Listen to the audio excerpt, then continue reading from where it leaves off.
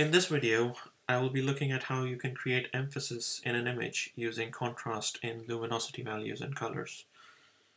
You can see here that we have a subject that has a much darker luminosity than the background.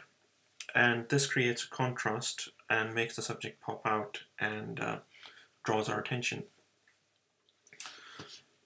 Placing a subject with darker tonal values over a lighter background, or having a lighter subject over a darker background,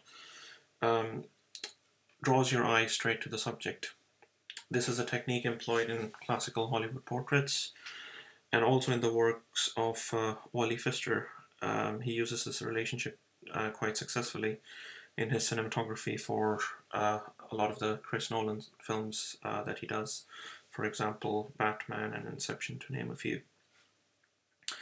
So for me, it was important on the day to ensure that whilst the background is light, it's not actually completely blown out. You still can make a defocused silhouette of Corfcastle here in the background. If I push the exposure slider down, you can see that none of these values are actually clipping on the right. The reason that I've ensured that the background is light and the highlights, I haven't pushed the highlights too far down, is because I wanted to go for a naturalistic look. Given that it was a very bright and sunny day, I did not want to push the highlights down too far. Just enough so you could see a little bit of Corfcastle if you were familiar with the environment.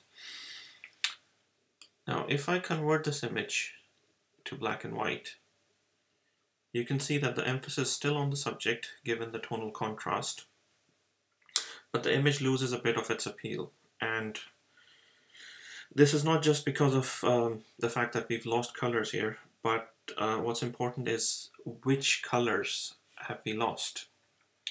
So coming back to the colored version, you can see that this image actually is a combination of red, green, and blue.